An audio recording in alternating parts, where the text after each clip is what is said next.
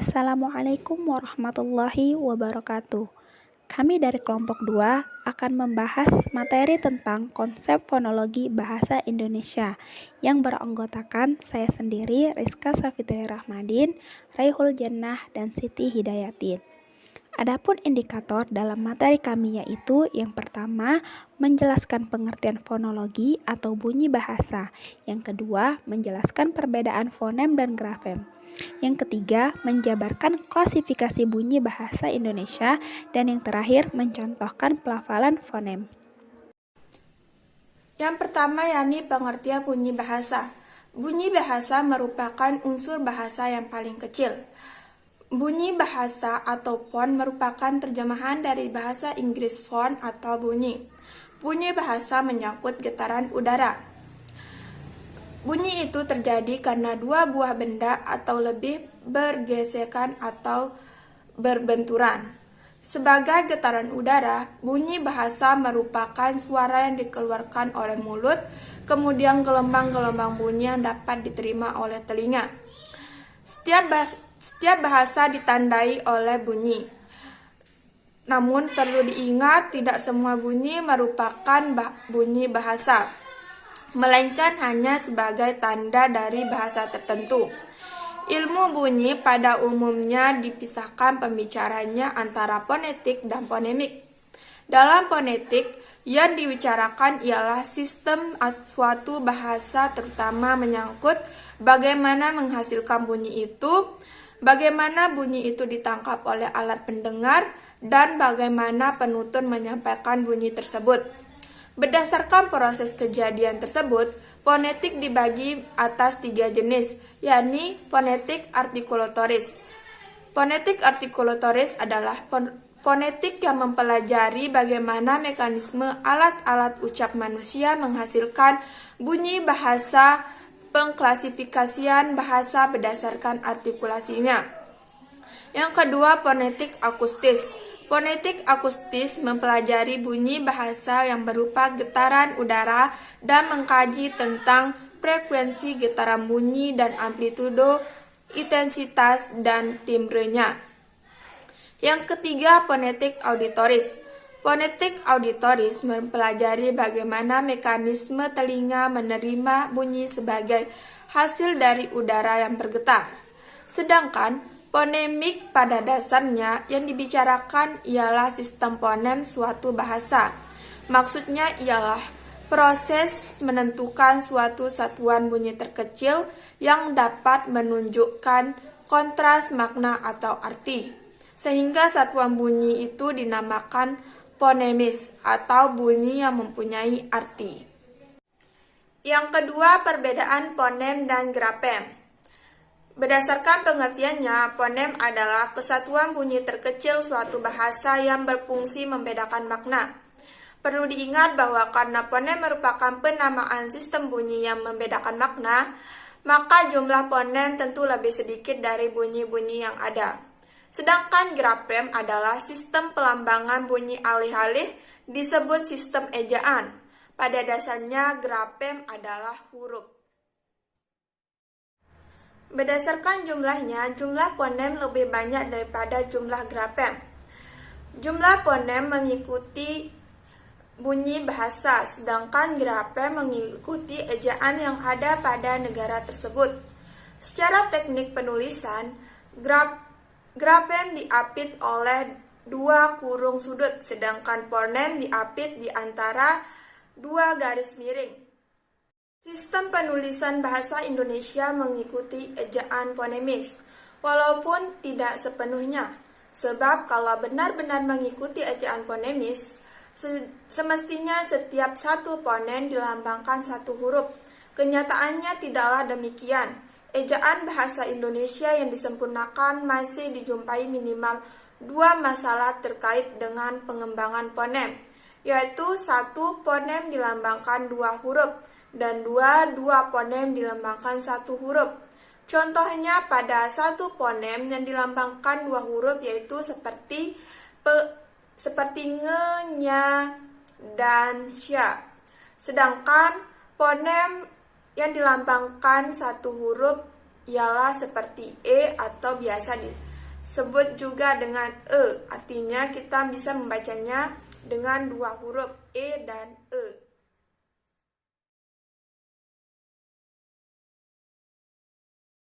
Bahasa itu memiliki bunyi tersendiri untuk membedakan bentuk yang satu dengan yang lainnya. Nah, dalam bahasa ini dikenal dengan bunyi konsonan dan bunyi vokal. Bunyi konsonan terjadi ketika arus udara melewati pita suara yang terbuka sedikit atau agak lebar, kemudian diteruskan ke rongga hidung atau rongga mulut dengan mendapatkan hambatan di tempat-tempat artikulasi tertentu. Nah, dalam penyebutan bunyi konsonan atau dalam pembentukan bunyi konsonan ini, arus udara masih mendapatkan hambatan atau gangguan. Bunyi konsonan ini ada yang bersuara dan tidak bersuara. Bersuara ketika pita suara terbuka sedikit, kemudian tidak bersuara ketika pita suara terbuka agak lebar. Kemudian bunyi vokal. Bunyi vokal itu terjadi ketika pita suara terbuka sedikit. Kemudian pita suara ini akan bergetar ketika ketika pita suara itu dilalui atau dilewati oleh arus udara yang dipompa dari paru-paru. Kemudian arus udara ini akan keluar melalui rongga mulut yang berbentuk tertentu sesuai dengan jenis vokal yang dihasilkan. Nah, dalam penyebutan atau pembentukan bunyi vokal ini, arus udara tidak mendapatkan hambatan atau tekanan. Selanjutnya ada klasifikasi bunyi vokal. Nah, bunyi vokal dapat diklasifikasikan berdasarkan yang pertama, tinggi rendahnya lidah. Maka vokal dapat dibedakan menjadi vokal tinggi, vokal madya, dan vokal rendah.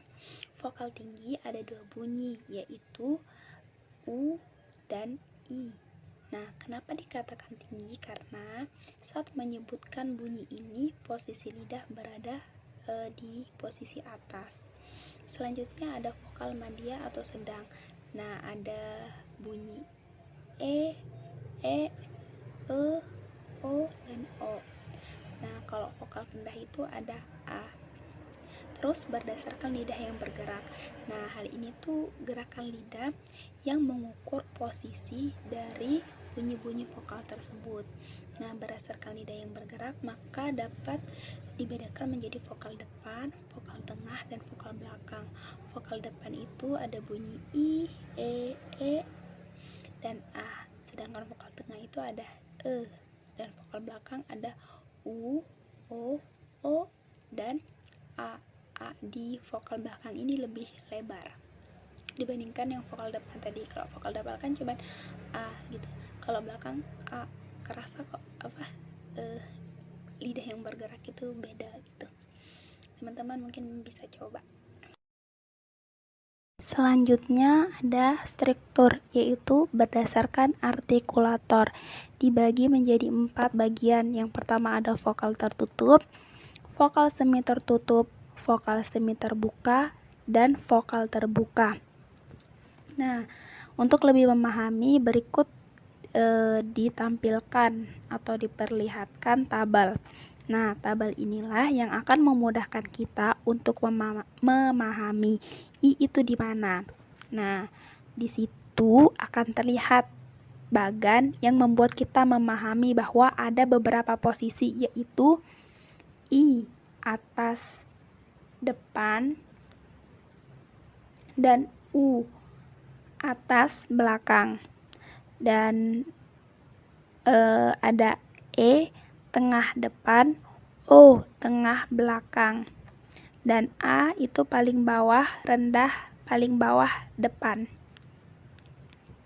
Nah, kemudian di situ ada posisi tinggi batasnya di mana, madya di mana, dan rendah juga di mana. Juga terbuka atau tertutupnya rongga mulut atau artikulator kita juga dapat dilihat di situ. Ketika kita berbicara I, rahang akan tertutup, tapi kalau A akan terbuka. Jadi tabel ini dapat lebih memudahkan kita untuk mengetahui posisinya.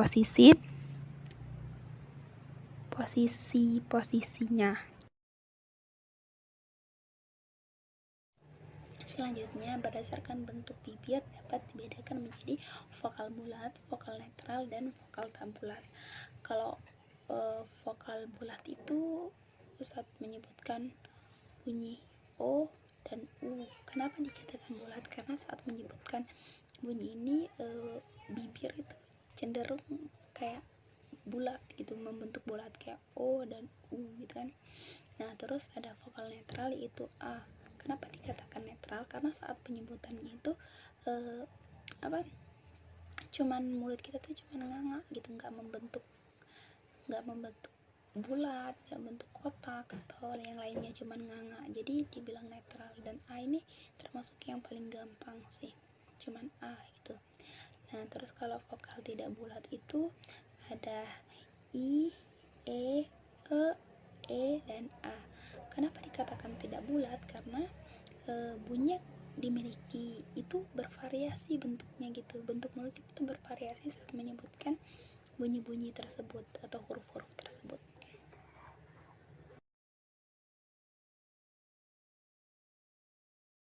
Bahasa itu memiliki bunyi tersendiri untuk membedakan bentuk yang satu dengan yang lainnya.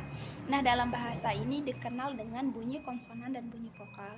Bunyi konsonan terjadi ketika arus udara melewati pita suara yang terbuka sedikit atau agak lebar, kemudian diteruskan ke rongga hidung atau rongga mulut dengan mendapatkan hambatan di tempat-tempat artikulasi tertentu. Nah, dalam penyebutan bunyi konsonan atau dalam pembentukan bunyi konsonan ini, arus udara masih mendapatkan hambatan atau gangguan. Bunyi konsonan ini ada yang bersuara dan tidak bersuara. Bersuara ketika pita suara terbuka sedikit, kemudian tidak bersuara ketika pita suara terbuka agak lebar. Kemudian bunyi vokal. Bunyi vokal itu terjadi ketika pita suara terbuka sedikit. Kemudian pita suara ini akan bergetar ketika ketika pita suara itu dilalui atau dilewati oleh arus udara yang dipompa dari paru-paru. Kemudian arus udara ini akan keluar melalui rongga mulut yang berbentuk tertentu sesuai dengan jenis vokal yang dihasilkan. Nah, dalam penyebutan atau pembentukan bunyi vokal ini, arus udara tidak mendapatkan hambatan atau tekanan.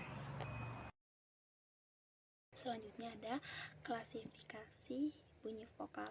Nah, bunyi vokal dapat diklasifikasikan berdasarkan yang pertama, tinggi rendahnya lidah. Maka vokal dapat dibedakan menjadi vokal tinggi, vokal madya, dan vokal rendah.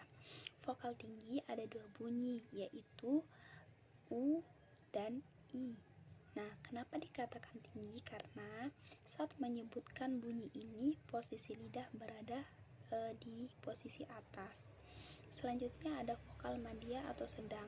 Nah, ada bunyi E, O, dan O. Nah, kalau vokal rendah itu ada A. Terus berdasarkan lidah yang bergerak. Nah, hal ini tuh gerakan lidah yang mengukur posisi dari bunyi-bunyi vokal tersebut. Nah, berdasarkan lidah yang bergerak, maka dapat dibedakan menjadi vokal depan, vokal tengah, dan vokal belakang. Vokal depan itu ada bunyi I, E, dan A. Sedangkan vokal tengah itu ada E. Dan vokal belakang ada U, O, dan A.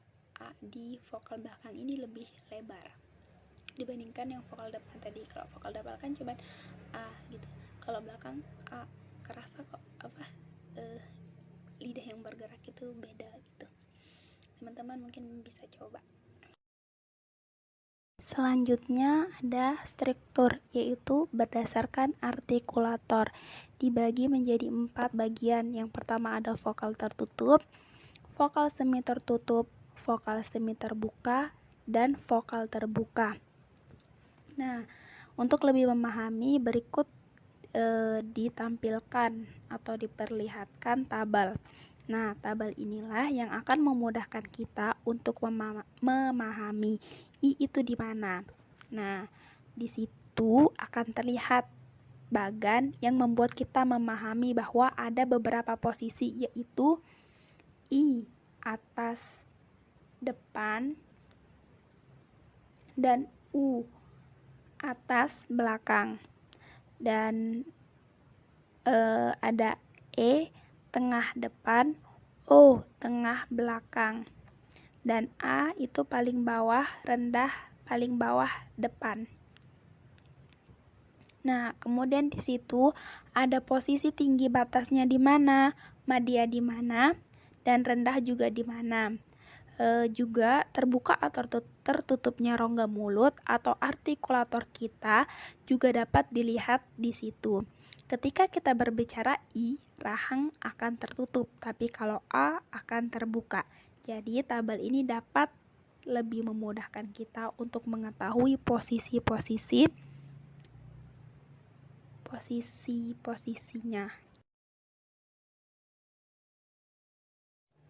Selanjutnya, berdasarkan bentuk bibir dapat dibedakan menjadi vokal bulat, vokal netral, dan vokal tak bulat. Kalau vokal bulat itu saat menyebutkan bunyi O dan U. Kenapa dikatakan bulat? Karena saat menyebutkan bunyi ini bibir itu cenderung kayak bulat gitu, membentuk bulat kayak O dan U gitu kan. Nah, terus ada vokal netral yaitu A. Kenapa dikatakan netral? Karena saat penyebutannya itu cuman mulut kita tuh cuman nganga gitu, nggak membentuk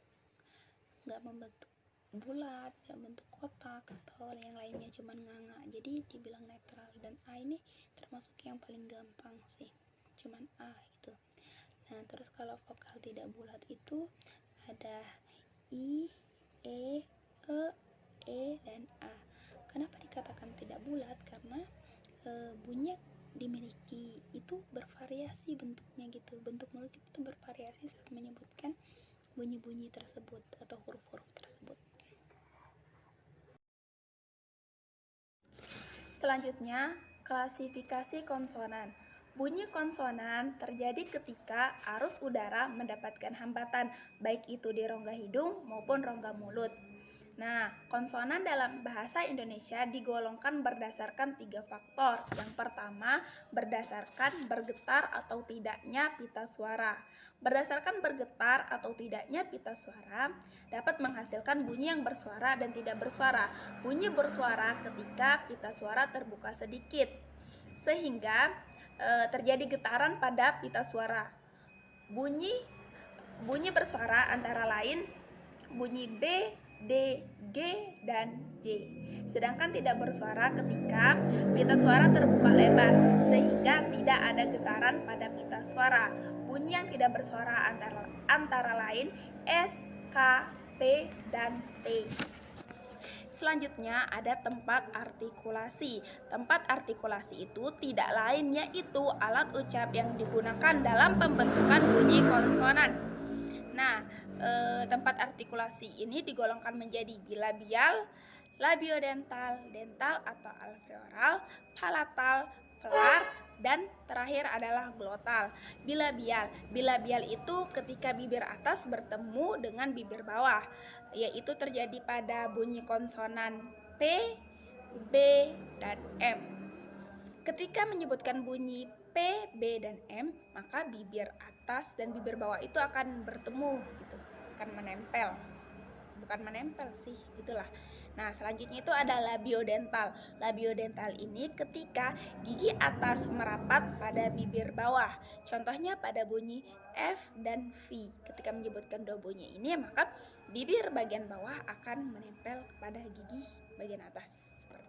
Selanjutnya ada dental atau alveoral. Nah, dental atau alveoral ini ujung lidah yang ditempelkan pada gusi kasar terletak di belakang gigi atas. Terjadi pada bunyi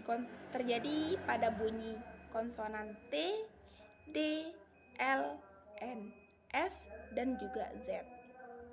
Selanjutnya yaitu palatal. Palatal itu lidah menyentuh langit-langit keras. Terjadi pada bunyi C, J, S, N, dan juga Y. Selanjutnya ada velar. Velar itu belakang lidah menyentuh langit-langit lunak. Kalau tadi menyentuh langit-langit keras, sekarang bagian lidah menyentuh langit-langit lunak. Itu terjadi pada bunyi K, G, X, dan juga N. Terakhir ada glotal. Glotal ini tidak menuntut penggunaan lidah dan bagian mulut lain secara aktif. Nah, contoh bunyi konsonan glotal ini adalah H. Faktor terakhir yaitu cara artikulasi. Cara artikulasi yaitu bagaimana gangguan atau hambatan yang dilakukan terhadap arus udara. Nah, poin pertama itu ada hambat. Hambat itu bunyi yang dihasilkan dengan menghambat arus udara yang keluar dari paru-paru, lalu dilepaskan seketika. Nah, yang termasuk konsonan hambat ialah bunyi P, B, T, D, K, dan G. Selanjutnya ada geseran. Geseran itu bunyi yang melibatkan penghambatan arus udara melalui celah sempit. Yang termasuk konsonan geseran yaitu bunyi F, S, Z, X, dan H. Yang ketiga, nasal. Nasal itu artikulator, menghambat sepenuhnya aliran udara melalui mulut tapi membiarkannya keluar melalui rongga hidung dengan bebas. Yang termasuk konsonan nasal yaitu M, N, dan Ny. Selanjutnya ada getaran. Getaran itu artikulator aktif melakukan kontak beruntun dengan artikulator pasif sehingga getaran bunyi itu terjadi berulang-ulang. Konsonan getaran ialah R. Selanjutnya itu lateral. Lateral itu artikulator aktif menghambat aliran udara pada bagian tengah mulut, lalu membiarkan udara keluar melalui samping lidah. Konsonan lateral ialah bunyi L. Yang terakhir yaitu luncuran. Luncuran itu bunyi yang dihasilkan sebagai bunyi-bunyi transisi. Konsonan luncuran ialah W, V, O, dan Y, I. Contoh pelafalan fonem. Bahasa Indonesia memiliki 26 buah satuan bunyi terkecil pembeda makna, yang biasa disebut dengan istilah fonem.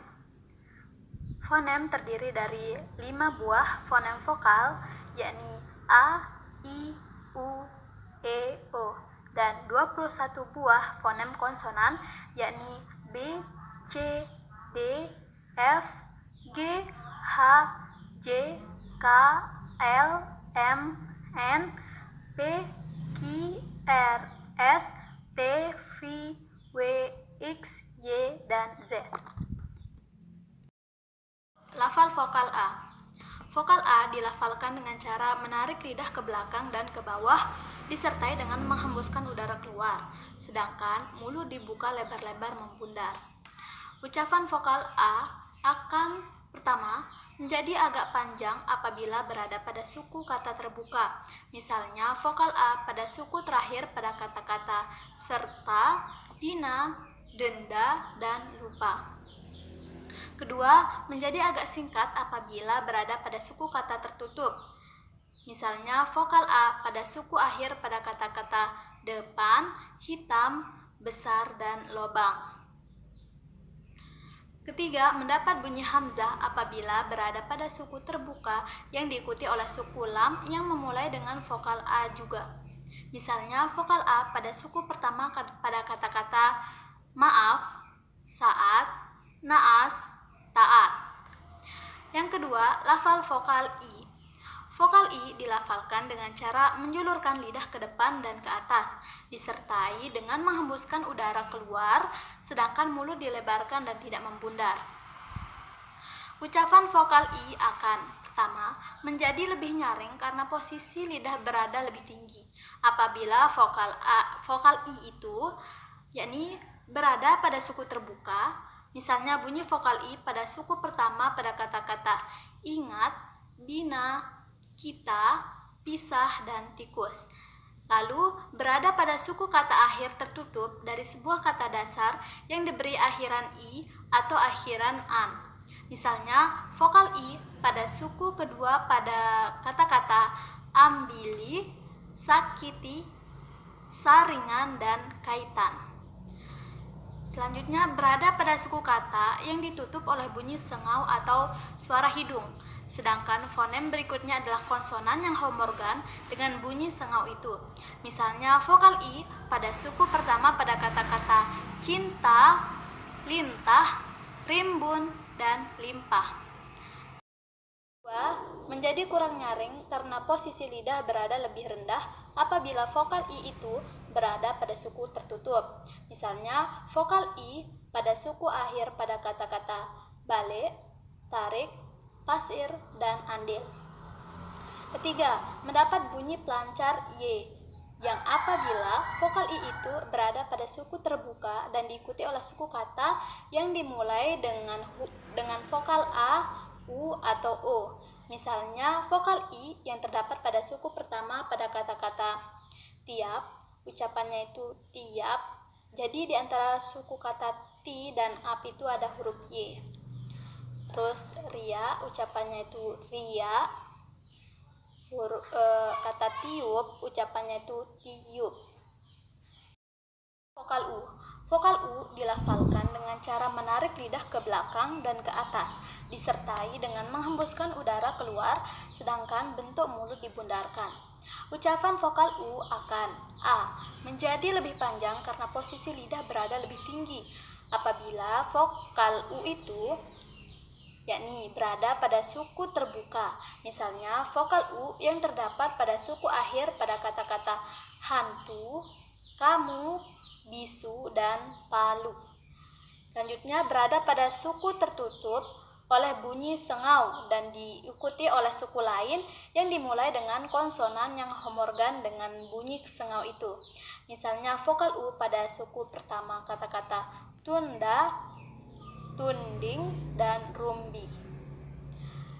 B. Menjadi lebih singkat karena posisi lidah berada agak rendah apabila vokal U itu berada pada suku kata tertutup.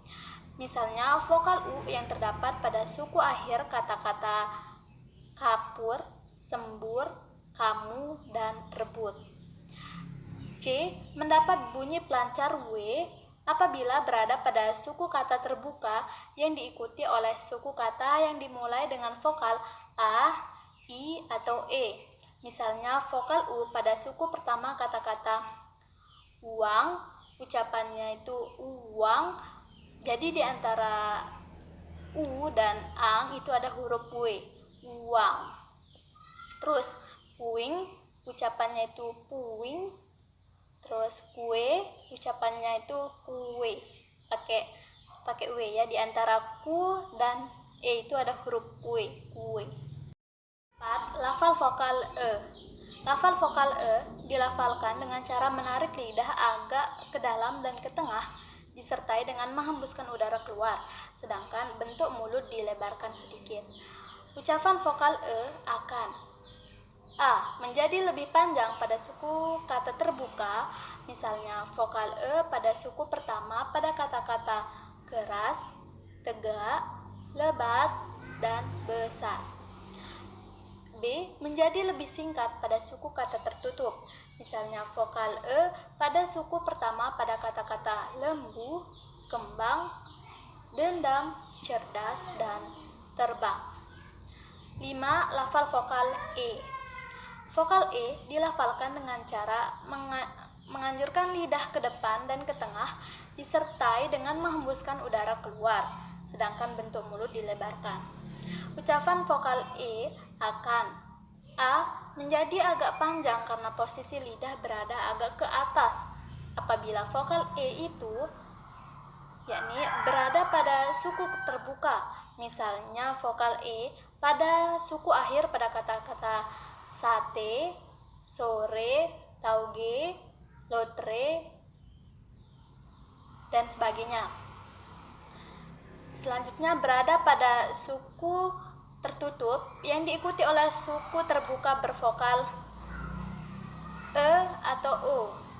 Misalnya, vokal E pada suku pertama pada kata-kata tempe, tempo, berko, lento, dan tempo.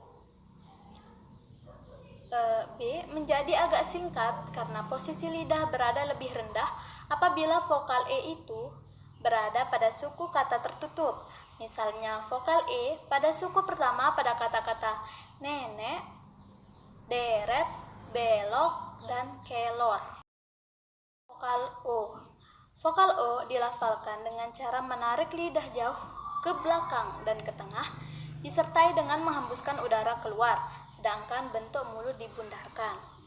Ucapan vokal O akan A menjadi agak panjang karena posisi lidah berada lebih tinggi apabila vokal O itu diantaranya berada pada suku kata terbuka, misalnya vokal O pada suku akhir pada kata-kata bakso, kilo, dan bemo.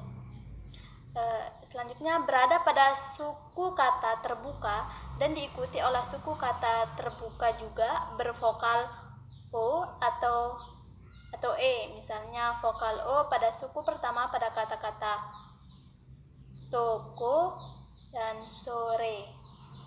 Selanjutnya berada pada suku kata tertutup yang diikuti oleh suku kata bervokal O atau E, misalnya vokal O pada suku pertama pada kata-kata jompo, konde.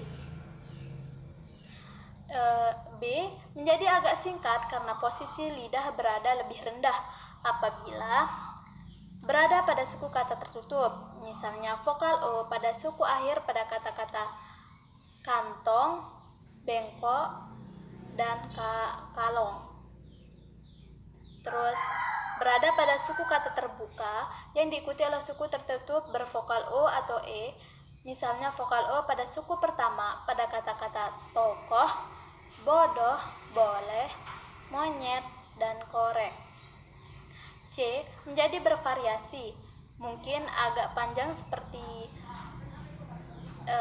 yang A dan mungkin agak singkat seperti yang B. Apabila terdapat pada suku terbuka yang diikuti oleh suku bervokal A, misalnya vokal O pada suku pertama pada kata-kata obat, orang, logam, doyan, roda. Jadi ada yang dibaca panjang, ada juga yang dibaca pendek. Seperti itu. Konsonan B. Konsonan B dilafalkan dengan cara mula-mula mengatupkan kedua belah bibir rapat-rapat, lalu udara dari dalam dilutupkan dengan tiba-tiba sehingga kedua belah bibir itu terlepas. Ucapan konsonan B akan A menjadi jelas bila berada pada posisi awal suku kata, misalnya bunyi konsonan B pada suku pertama kata-kata bagus, bina, benar, botak, dan buka, atau suku kata akhir pada kata-kata rebut, serbu, lomba, robot, dan kambing. B bervariasi dengan bunyi P apabila konsonan B itu berada pada posisi akhir suku kata, misalnya konsonan B pada suku pertama pada kata-kata sabda, sabtu, atau pada suku akhir pada kata-kata jawab, karib, sebab, urap, dan adab.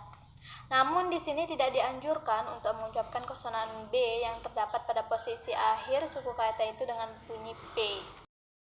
Lafal konsonan P. Konsonan P dilafalkan dengan cara mula-mula mengatupkan kedua belah bibir rapat-rapat, lalu udara dari dalam dilutupkan dengan tiba-tiba sehingga kedua belah bibir itu terlepas. Ucapannya baik pada posisi awal suku maupun akhir suku kata sama saja. Misalnya konsonan P yang ada pada kata-kata pikir, mantap, pagi, tetap, putus, dan kecap. 9. Lafal konsonan D. Konsonan D dilafalkan dengan cara mula-mula menempatkan ujung lidah pada gigi atas, lalu udara diletupkan dengan tiba-tiba sehingga ujung lidah terlepas dari gigi atas itu. Ucapan konsonan D akan A jelas bila berada pada posisi awal suku kata, misalnya konsonan D pada suku pertama pada kata-kata duri, dapat, dorong, dan dasar, atau pada suku akhir pada kata-kata adat, hadir, sudah, tadi, dan bodoh. B bervariasi dengan bunyi T bila berada pada posisi akhir suku kata, misalnya konsonan D yang terdapat pada kata-kata abad, ahad, jasad, jihad, dan murid. Namun di sini tidak dianjurkan untuk melafalkan konsonan D yang terdapat pada suku kata. Misalnya konsonan D yang terdapat pada posisi akhir suku kata itu dengan bunyi T. Lafal konsonan T. Konsonan T dilafalkan dengan cara mula-mula menempatkan ujung lidah pada gigi atas, lalu udara diletupkan dengan tiba-tiba sehingga ujung lidah terlepas dari gigi atas itu. Ucapannya baik pada posisi awal kata maupun pada akhir suku kata adalah sama saja. Misalnya konsonan T yang terdapat pada kata-kata berikut: tarik, sebut, tukar, lebat, pekat, dan katup. 11. Lafal konsonan G.